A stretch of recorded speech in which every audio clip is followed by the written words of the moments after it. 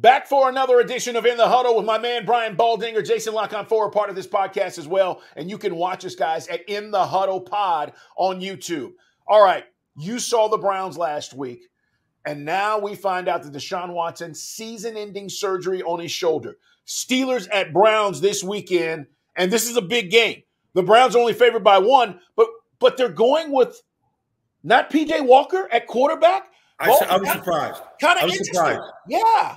I was surprised. I remember I saw Kevin Stefanski. I was staying in the same hotel as the Browns last week, and I saw Kevin Stefanski in the gym before the game. So we were just cutting it up a little bit, and I just reminded him that it's just a week-to-week league. Like you never know what's going to happen. Of course, they come back from, down 24-9, down 31-17, come back and win the game. I was surprised. I thought P.J. Walker played just fine. Like, yes, he threw a pass in Seattle that ended up eventually getting them beat, but they called the pass. He was just executing the play. Regardless, I like the way the Steelers are playing. They finally put Broderick Jones in the starting lineup in Pittsburgh. Yeah. Right tackle. They run the ball better in the last 2 weeks, Carl, than they have in the last 5 years. And Jaylen Warren looks like he should be the starter, but Najee Harris they ran for 200 yards last week against Green Bay. I like the way Pittsburgh is coming together. It's taken a while, but they wanted to fix the offensive line. Isaac Seumalo at left guard. Broderick Jones now playing right tackle. Looking better than any right tackle I can remember in a long time, since maybe Max Starks in Pittsburgh. So I like the way they're going. I like the direction this team is going. They see a rookie quarterback. This is just Pittsburgh Steeler mentality. Like, you just feel like, just anybody is back there right now going, nobody is beating us with the rookie quarterback. I just think that's the Steeler mentality, to TJ, to Cam Hayward and the group. Like, I like the Steelers in this football game, the way they're playing. Yeah, and Kenny Pickett, Coach T talked about this, right? Mike T said, how's he do in the fourth quarter? When asked about what he does quarters 1 through 3. Fourth quarter when it matters, right? I mean, that's my phrase, when it matters most. I don't care what you do the rest of the game. When I need you to make plays in the fourth quarter, Baldy, and Kenny Pickett, regardless of what you may think of him as a quarterback and his development, is doing that for the Steelers, right? Well, it's interesting because he did the same thing at the end of the season last year and wins against the Raiders and wins against the Ravens. And it was the fourth quarter, drives that he took him down the field to win the game. And what that says to me is this, like, okay, he may struggle and he may make mistakes early on, but it doesn't affect him. It doesn't put him in the tank. He doesn't compound mistakes. And I think there's a maturity about Kenny Pickett that allows him to do it. Like, he doesn't get overly flustered. I do think it has made a difference that the offense coordinator, Matt Canada, is down on the field and interacting with the players and the quarterback on a more face-to-face thing. That looks like that's been a good decision. Yeah. So I think Steelers are going in the right direction. That division, you just were at the Ravens-Browns game. So the Ravens are 7-3, Steelers 6-3, Browns 6-3, and there are the Bengals at 5-4. And we know the Bengals and Ravens play on Thursday night. We're recording this on Thursday, guys. Tonight they play. Just huge games in that division. And we said this before the season started. It's going to be a dogfight. I don't know who wins this division, Baldy. Right now, I'm kind of like, I think it's the Ravens, but I'm not sure. Well, look, every year, Carl, teams jump out and they look like, what we thought they were going to be. And then sometime, you get the Vikings or you get Denver or, and maybe this is Cincinnati where things don't go right, but they straighten it out. That loss to Houston last week felt wrong. It didn't feel like this is a Bengal team that is going to make a surge. And now they got to go into Baltimore in a short week, and they're banged up, which is fine. Every team is banged up. There's no excuses. But I feel like Joe Burrow probably needs the type of game that he had against San Francisco. Anything short of that, like, I just feel like Baltimore is like, that loss was a gut punch against Cleveland at home last week. This is the third straight home game for Baltimore. They thought they were going to go through this stretch 3-0 and take command of the division. I feel like this is Baltimore's division. And so I feel like tonight's game, I think you're going to see Lamar look like a star. I think Odell Beckham is back. I think the running game is going to take off. Like, I feel like Baltimore has more going for it right now and looks better than does Cincinnati. Yeah, that's a great way to put it. More going forward. Talk about this Mitchell kid, Baldy. We were discussing this last week, and you were at the game. For those of you who don't know, this kid, I think he's a super fine. Like every now and then, teams come across a guy, and you go, "Where'd they find this guy?" Because he's special. You see it with his speed. Talk a little bit about how they're using him and what's going on there. Well, I mean, his first carry last week, he went 39 yards for a touchdown around left side. And then he had a 30-yard screen pass set up. Like his speed is ridiculous. And nobody, it's one of those things where there's not a lot of tape on his kid. He's a rookie free agent at East Carolina. And, and you can see the defense, even as good as Cleveland was, they're taking poor angles to get to him. But even when they hit him, like he is a compact, powerful kid. He breaks a lot of tackles on some of these runs. And so, look, Gus Edwards is going to be their starter. He's a thumper. He's having a good season. Yes, he is. But I think the combination of Gus and Keaton, like this is going to be one of those thunder and lightning combinations that you're going to see the second half of the season. And sometimes you just need rookie juice. You just need somebody that comes out of left field that you don't know anything about, that you put the ball in his hands and he might go on any given play. And I think the Ravens offense is just going to embrace that. I think we might see some of that tonight. That's a good point. Rookie juice. Because if you get it like the Kansas City Chiefs did last year. Yes, with Pacheco. Yes. And the defense. It propels you to another level. It's in the huddle, guys. Brian Baldinger, Carl Dukes, put them up. We're talking all things NFL. And next week's a big week as well. Thanksgiving, we got games. Thanksgiving Day, Black Friday. We'll be talking about all of that stuff next week. But Lions, I want to talk about the Lions because we know the Bears and where they are. But the Lions, they continue to prove to me, Baldy, that they're the real deal. Like that win last week against the Chargers, I was like blown away. Here's the deal.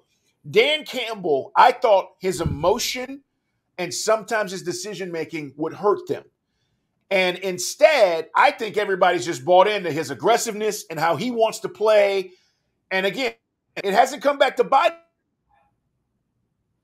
It helped him. But every time I go, Lions about to screw it up, they end up winning a game like they did last week. And I expect them to beat the Bears at home on Sunday as well. So I remember talking to Dan in preseason this year out there at Allen Field. They were scrimmaging the Giants. And I asked him about the running back room. Barry Sanders was there that day, so his running back was on my mind. And he said, he made a big change. He got rid of Jamal Williams and got rid of DeAndre Swift, and he brought in David Montgomery and drafted Jahmyr Gibbs. Changed the whole room. Last week, they ran for over 200 yards. And when you look at the offensive line, they're as good as anybody in this business. Like, Penei Sewell is as talented as any lineman in this whole league at any position. But you throw in Taylor Decker and Jonah Jackson and, Frank Ragnow, the whole group. They're really good. And last week, David Montgomery ripped off the 75-yard touchdown run. Now we found out that the play came in wrong. They're the wrong formation. but, sometimes that happens. I've never seen David Montgomery go 75 yards before. But they've got a good 1-2 punch. And in Chicago, surprisingly, you look at the stats right now, they're number one against the league against the run. That's a battle within a battle. Matt Eberflus has done a good job of that defense since about week 4. But I feel like I love the creativity and the design of Detroit's offense. It's, they put up another 40-point game. They've done a bunch of those over the last 2 years, Carl. Yeah. I love the resiliency of Detroit. Yes, the defense got, they got scorched by the Chargers in the game. Gave up a lot of, pass plays. Keenan Allen had his way. But I love the way they found a way to final drive, go down the field. Let's go kick the field goal and win. This offense is really, really good. Lions, I'm starting to look at the potential of where teams may have to go. And I'm just telling you, I think if you got to go play the Lions at their place in the playoffs, those fans are so starved. It's going to be bananas. And I'm kind of hoping that plays out that way. Yeah. That whoever has to go visit the Lions in the playoffs is going to be a fun game to go check out. But yeah, give Dan Campbell credit, man. He's done an amazing job. And you're right. You've been talking about Ben Johnson for 2 years, and he stayed. And I think it's benefiting Jared Goff and everybody. And if you're running the ball like that, Baldy, you're a problem. Man. I mean, they got so much misdirection and creativity to the offense. Now, on the other side, Justin Fields is supposed to start this week. He's had 5 weeks to kind of watch. And, their offense line has improved. They're running the ball better. I mean, this should be a good NFC North matchup, honestly. Because Chicago has come a long ways. And I was doubting Matt Eberflus early this year. But, they've improved in a lot of areas. And so this should be, picking up Montez Sweat. Yeah. He played really good last week in his second game. So I'm anxious. I'm anxious to watch this game because I think it's going to be closer than we think. But I think Chicago wants to get to where Detroit is right now. The Cowboys get the Panthers. They get another team that they can beat up on. I mean, the schedule's the schedule. You can't change it now. But you talk about a stretch of games where it benefits the Cowboys, right? And now people are saying, hey, we went from can Dak Prescott make good play, the best plays or the plays he needs to make in the fourth quarter to Dak Prescott's playing better than any quarterback in the NFL. And you're like, wait a minute, who's he playing? So I look at Carolina. Frank Reich has taken back over the play calling duties.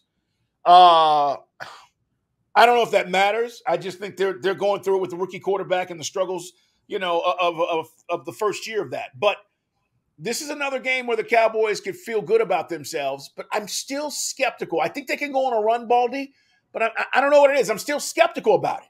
You know what these games are for Dallas, Carl? These games are numbers games. Everybody gets their numbers. Dak throws for 400. CeeDee Lamb in the last 3 weeks, Carl, has 34 catches for 500 yards. Like, you just think, man, that's Calvin Johnson-like. You know what I mean? Like, that's like on another level. And so, look, everybody's getting fed. Brandon Cooks had his numbers game last week. Jake Ferguson is breaking out week after week. They're doing it, and their offense line is playing outstanding. Really good. Tyron Smith is healthy. He's locking guys up. Tyler Smith is a stud at left guard. Zach Martin is just Zach Martin. They're good up front. They're not running the ball particularly well. Tony Pollard isn't having a great season. Like, that needs to be examined. But this defense – Mike, people want to know, did Mike even play last week? Well, you'll see him this week against Bryce Young. Like, he'll get his numbers this week. He'll get a couple of sacks. They'll beat this team up.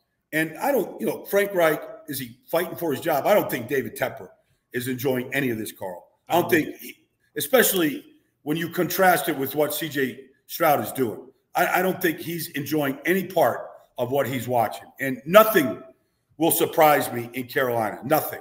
They blow the whole regime out. Like, they start all over. Like, this guy's got no patience for what he's watching. And it is hard to watch because I can't figure out what Carolina's offense is, Carl. I have no idea what it is. So maybe Frank Reich, figures this out. But I don't think the play caller is the issue right now. Yeah, I'm with you. And Tepper, you're right about his patience. I mean, people may or may not know this. He's the richest NFL owner of everybody. When he bought the team, he's a hedge fund guy, blah, blah, blah. But we start doing these comparisons. Listen, billions are billions, right? I mean, they all got ridiculous money. Yeah. But there is a pecking order. I mean, if I got $300 billion and you got $6 billion, you know what I mean? But Tepper's one of those guys. He's and I think, from his Wall Street days or whatever, I kind of agree with you. I don't think he's going to sit around for 3 or 4 more years and lose and expect this to be the formula. You brought up C.J. Stroud. Baldy, this kid is damn good. This kid is damn good. Now, I've been watching and trying to see what his flaws are. And, Baldy, I think the biggest thing in talking to some of the people in that organization is his anticipation.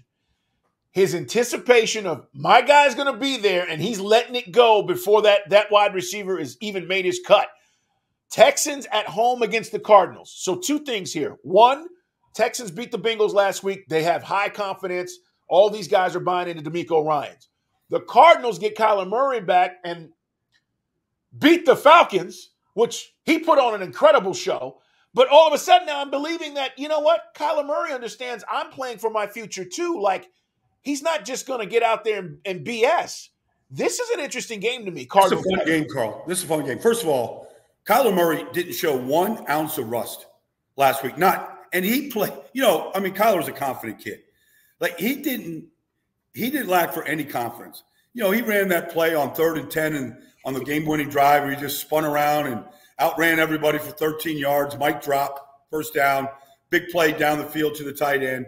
And I don't know if Kyler's really had a tight end like he's got right now. Like he's got like that. This kid is a good player. But I've always said this every game this year. Arizona Cardinal defense, nobody knows who these guys are outside of maybe Budda Baker, a couple guys. But, like, they play hard, and they're finding pass rushers. That being said, anticipation with C.J. Stroud, I haven't seen him fooled, Carl. I haven't seen a defense fool him yet. He hasn't – the mistakes he's made are minuscule in maybe week 1 or week 2. But he's going on a stretch. Like, he leads the NFL right now, everybody, in passing yards. So we haven't seen a rookie come in and play at this level like this. We haven't seen it. I mean, I can't think – did Joe Burrow did that right away? I mean, maybe. But I'm not comparing him to anybody. He's been – and then last week against Atlanta, as you saw, Carl, like Motor Singletary goes for 150. They ran the ball right at the Falcons. And if you give C.J. Stroud a running game, there's nothing this offense can't do. Yeah, I'm thoroughly impressed with the job. And the crazy thing is, I didn't expect the Texans to be in contention, at least potentially for a playoff run. But if they win, they continue to win, this is going to get really interesting in Ryan's first year. And the other part of this is, they got Will Anderson on the defensive side. He's playing well, too. I mean, you said those two bookends, right? They went and got their quarterback, and then they went and got their edge rusher. Both guys are contributing in a major way in their first years. Well, I mean, last week, Sheldon Rankins had the best game I've seen him play in a long, long time at defensive tackle. He had 3 sacks. Jonathan Greenard on the right side is an up-and-coming guy that people need to start paying attention to. He's a good pass rusher. Now, they lose Denzel Perriman, for the hits, and all the penalties and whatnot. That's going to be a big loss because he's their quarterback. You watch him. Like, he gets everybody lined up every play. I think they're going to lose a lot, losing Denzel Perriman in there. I'm not saying he can't be replaced. Everybody can. But when you watch this defense, D'Amico Ryans is telling Denzel Perriman like this, and he relays everything. And they have been very, very good as a group and improving, starting with the defensive front. But, yes, they are building this thing very quickly, Carl. Like us, subscribe, and tell your friends, guys, in the huddle so you don't miss an episode as we talk about all things NFL. Another interesting game for me coming up is the Sunday night game. And I would not have thought this 2 weeks ago, even 3 weeks ago. Kirk Cousins goes down, Viking season's over.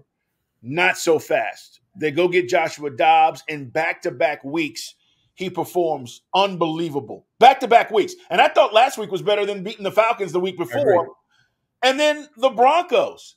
What a turnaround. Baldy, did we forget they started 1-5? Yeah, I think so. It's remarkable. I mean, it's 2 great coaching jobs right now. What Kevin O'Connell has done, and Brian Flores has been outstanding on the Minnesota defensive side. I mean, that defense, boy, you look at them now compared to early on, and likewise, what Vance Joseph is doing. Both guys are doing a fantastic job. And neither defense looks like a weakness right now. And you couldn't have said that the first month of the season. That being said, I mean, Sean Payton's just a good coach, Carl. He's just a good coach. He is. Like, Russell Wilson's playing at a very high level, but they're not asking Russell Wilson to throw the ball 30 yards down the field. The touchdown throw to Cortland Sutton, where he just got a spin and he lets it fly, and Sutton gets – I don't know how he got his toes down. Better throw, better catch, who knows. But, like, Russell's playing at a high level. But Sean Payton's like, we don't have that much, but we've got a decent offensive line. Quinn Minor's playing great at right guard. Let's run it. Let's run Javante. Let's run Jaleel. Let's run Samaje. Let's not get our quarterback hit. Let's not turn it over. Like, Sean's taking what he's got, which is what coaching is all about. Let's try to maximize what we have. And I feel like, and then it's just, you said it, like what Joshua Dobbs is doing, I don't think we've never seen a quarterback get traded, step in, and play at this level like this. It's crazy. And I think people are realizing he's a great athlete. Yep. He can run, he can scramble, he can extend, and then they're going to get Justin Jefferson back. So, like, this game, and both teams are thinking playoffs. And the winner probably is going to go to the playoffs. And the loser takes a step back. Like if Denver loses this, they're very much on the outside looking in. But if they win it, you have to look at them as a bona fide playoff contending team right now.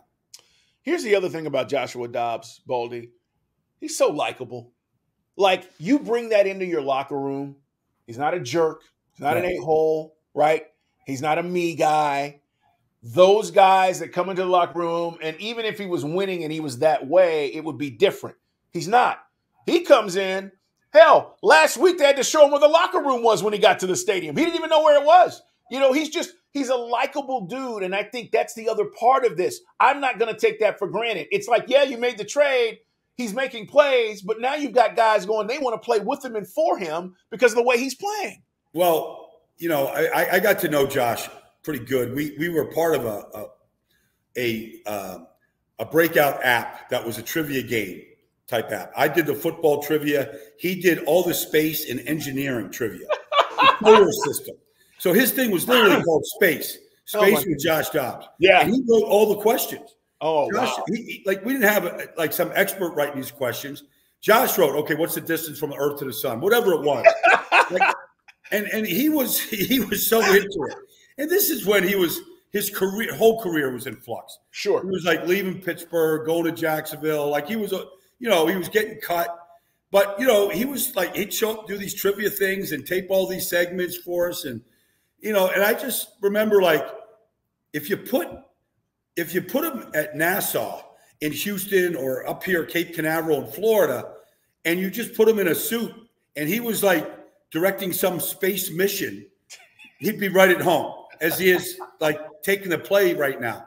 He just has that sort of mind, like so creative and so smart. But you're right. He did the same thing in Arizona from a leadership standpoint. Like, you follow guys like that. You do. Yeah. And it's a fun story to follow in the NFL. All right, Baldy, before we get out of here, let's talk Eagles Chiefs Monday night. It's what we've been waiting on. Rematch of the Super Bowl. Chiefs at home. And you've been talking about this defense for weeks now, and it continues to deliver. It delivered overseas. I mean, defense travels, right? And so I'm looking at this game and I'm going, are the Chiefs a better defensive team than the one that won the Super Bowl? And if the answer is yes, then why would I believe that they wouldn't be able to win this game on Monday night playing the way they are against the Eagles? Yeah, well, I remember, like I said, I talked to Andy Reid this week, and we were talking about a lot of different things, but we got to this game. And I asked him, at halftime, that Super Bowl game, I mean, I've talked to, Trey Smith and Creed Humphrey and the offensive line. Like, Andy's like, we're running the ball. We're going to run the ball right at him. Like, this pass rush is fierce. Like, we can't let these guys tee off. And they took the opening drive of the third quarter, and they ran it right down the Eagles' throats. And they took control of the game. But in that game, they basically corralled Jalen Hurts and the offense in the second half as well. And so, that was 7 months ago. That's over now, 9 months ago, whatever it was. But what I like about this Chiefs defense, Carl, is they can play any style you want. You want to try to play smash mouth football with them, they can load up inside with all the dogs that they got. They've got big linebackers. They can pound you. If you want to throw the ball against them, they've got every blitz known to man from Steve Spagnuolo and all the players that can do it. They love blitzing their corners more than any other team in this league. L'Jarius Sneed, Trent McDuffie, they can get home in the run game or pass game. I just feel like Kansas City defensively is what you have to be to win Super Bowls. And I don't believe that about Philadelphia's defense. I'm not saying Philadelphia can't get there, but they don't look anything like their defense from a year ago. And way too many passing yards, way too many big plays. Maybe that will change after this bye week. Maybe Jalen Carter is just going to go off along with Fletcher and Hassan Reddick. Like, they've got dogs that can do it. But, this is week 11. We haven't seen much of it so far. Yeah, that's the point. I mean, I'm looking forward to a great game on Monday night. We get a great Sunday night game. We get a great game tonight as we record this podcast on Thursday night. Big-time matchups, man, and this is what we've been waiting for. Yeah. And it really makes the season as we get into the meat of the NFL season. Now, Baldy, where are you at, by the way, this weekend before we get out of here? I'm heading to San Francisco. Tampa Bay travels out there. It's interesting about this game, Carl. I did Tampa, San Francisco last year. If you remember, Tom Brady was quarterback, and they were awful. I think they scored 1 touchdown. Dre Greenlaw had intercepted Tom Brady and then took the football to him after the game and asked him to sign the football from the GOAT. But it was also Brock Purdy's first start in the NFL. Oh. And I remember talking to Debo and McCaffrey and some of the guys before the game, and they're like, Baldy, there's nothing this kid can't do. And last week's performance in Jacksonville, he was sensational.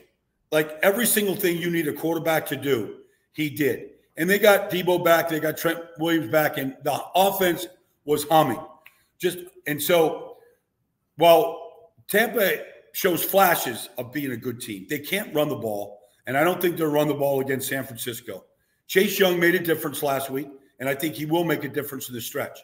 I just think this is a tough spot for Tampa against a 49er team that looks loaded and ready to make a run right now. I agree. Baldy, great work, man. Enjoy the game this weekend. Have fun. Have a great call. And we're back at you guys next week. Big week for Thanksgiving just because of the games and the matchups and the fun and the turkey and all those things. So have a great weekend. Enjoy the games, everybody. Baldy, we'll talk to you next week. Thanks, Carl. Great job, man. Appreciate it. Thanks for being here, guys.